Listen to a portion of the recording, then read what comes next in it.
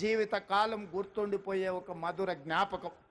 ఇంత గొప్ప అవకాశం అదేవిధంగా రాష్ట్ర సాధన సమయంలో రాజకీయ పార్టీలు వ్యక్తులు వాళ్ళ ఆలోచన పరంగా అది ఆలె నరేంద్ర గారు కావచ్చు, విజయ్ శాంతి గారు కావచ్చు, కల్వకుంట్ల చంద్రశేఖరరావు గారు కావచ్చు, లేదా చాలామంది ఉద్యమకారులు ఆయా రాజకీయ పార్టీల యొక్క ఆలోచన వాళ్ళ విధి విధానాలకు అనుకూలంగా ఆనాడు తెలంగాణ తల్లి ప్రతిమను వారు సృష్టించుకొని ఆయా రాజకీయ పార్టీలు వాటితో ముందుకు కొనసాగినాయి.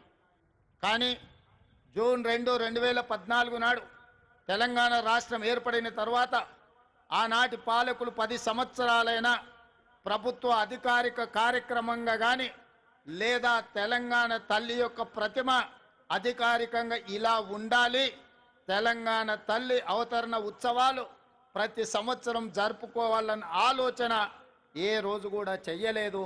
తెలంగాణ తల్లి 10 సంవత్సరాలు వివక్షకు లోనైంది. అందుకే ఈనాడు మన అస్తిత్వానికి ప్రతీకైన మన సంస్కృతి సాంప్రదాయానికి బహుజనుల నుంచి పుట్టిన ఈ ఉద్యమం బహుజనులు పిడికిలి బిగించి సాధించుకున్న తెలంగాణలో బహుజనుల యొక్క ఆకాంక్ష మేరకు తండాలలో, గూడాలలో, మారుమూల పల్లెల్లో జనబాహుల్యంలో ఉన్న తెలంగాణ తల్లి నాకు ఈ తెలంగాణ మాతృమూర్తిని చూసినప్పుడు చిన్నప్పుడు నా తల్లి ఏ విధంగా ఉండెనో నాకు ఈరోజు కళ్ళకు కట్టినట్టుగా ఈ తెలంగాణ తల్లి విగ్రహాన్ని చూస్తే నాకు స్ఫురించింది. అదేవిధంగా ఎవరిని అడిగినా నా మంత్రివర్గ సహచరులు కావచ్చు, శాసనసభ్యులు కావచ్చు, కవులు కళాకారులు కావచ్చు, ఎవరితో మాట్లాడినా వాళ్ళందరూ ఒకే మాట చెప్పిండ్రు, ముఖ్యమంత్రి గారు ఈరోజు ఈ కళాకారుడు తీర్చిదిద్దిన తెలంగాణ తల్లి మన గుండెల్లో ఉండే మన కన్న తల్లి ప్రతిరూపంగా ఈరోజు ఉన్నది, అద్భుతంగా ఉన్నది. మీరు ఆలోచన చెయ్యకండి. కొన్ని రాజకీయ పార్టీలు వాళ్ళ ఆలోచనకు అనుకూలంగానో లేకపోతే వాళ్ళ పార్టీ విధానాలకు అనుకూలంగానో మాట్లాడతారు. మీరు వాటి పట్ల స్పందించవలసిన అవసరం లేదు అని వారు నాకు సూచన చేశారు. అదే కాకుండా ఈరోజు ఉదయం శాసనసభలో నేను స్పష్టంగా ప్రకటించిన డిసెంబర్ 9 ఒక పవిత్రమైన రోజు, ఒక పండుగ రోజు.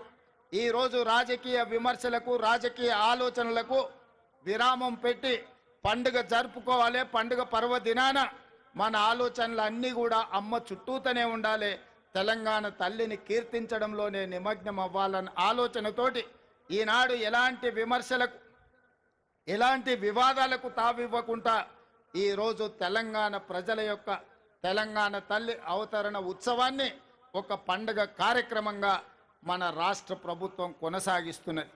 ఇంతకుముందు మిత్రులు ఉప ముఖ్యమంత్రి బట్టి విక్రమార్క గారు ప్రభుత్వం యొక్క సంక్షేమ పథకాలు, ప్రభుత్వం యొక్క అభివృద్ధి విధానాలను సవివరంగా మీకు వివరించడం జరిగింది. ఈ అంశాలకు సంబంధించి సంక్షోభం నుంచి సంక్షేమం వైపు, అవినీతి నుంచి అభివృద్ధి పదం వైపు, ఈ తెలంగాణని విధ్వంసం నుంచి పునర్నిర్మాణం వైపు ఏ విధంగా ముందుకు తీసుకువెళ్ళాలనుకుంటున్నామో మొదటి సంవత్సరం పూర్తి చేసుకున్న సందర్భంలో భవిష్యత్ కార్యాచరణను రాబోయే రోజుల్లో శాసనసభలో విధి విధానాలను ప్రకటించడమే కాకుండా వీటి పట్ల చర్చ చేపట్టి తెలంగాణను అభివృద్ధి పదం వైపు నడిపించే బాధ్యత ఈరోజు మన ప్రభుత్వం తీసుకుంటుంది. అందుకే మిత్రులారా, తెలంగాణ ఉద్యమం సందర్భంగా సర్వం కోల్పోయి ఈరోజు తెలంగాణ ప్రభుత్వాల నిర్లక్ష్యానికి, గుర్తింపుకు నోచుకోక ఇబ్బంది పడుతున్న కొంతమంది కవులను, కొంతమంది ప్రముఖులను ఈరోజు గుర్తించాలని, గుర్తించిన వాళ్ళను గౌరవించాలని, గౌరవించిన వాళ్ళను సన్మానించాలని, సన్మానంలో భాగంగా వాళ్ళను కొంత ఆర్థికంగా కూడా ఆదుకోవాలన్న ఆలోచన ఈ రాష్ట్ర ప్రభుత్వం చేసింది.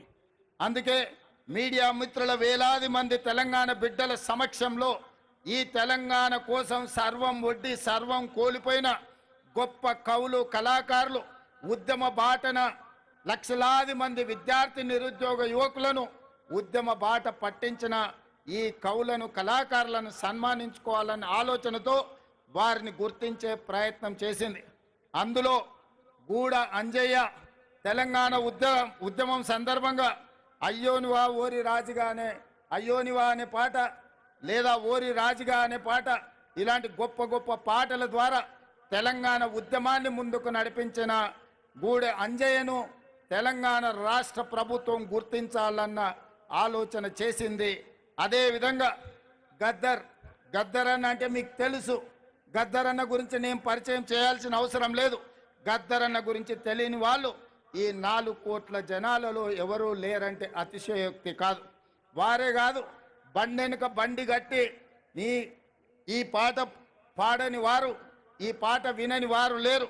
బండి యాదగిరి కుటుంబాన్ని ఈరోజు తెలంగాణ రాష్ట్ర ప్రభుత్వం గౌరవించాలని నిర్ణయం తీసుకున్నది. అదేవిధంగా ఇంతకుముందే సన్మానించుకున్న అందశ్రీ గురించి నేను కొత్తగా చెప్పవలసిన అవసరం లేదు. అదేవిధంగా గోరెటి వెంకన్న, అదేవిధంగా సుద్దాల అశోక్ తేజ, అదేవిధంగా జయరాజ్, అదేవిధంగా పాశం యాదగిరి, అదేవిధంగా ఎక్క యాదగిరిరావు గారు ఈరోజు మనం నివాళులు అర్పించే అమరవీరుల స్తూపాన్ని ఎక్క యాదగిరిరావు గారే తీర్చిదిద్దిండ్రు.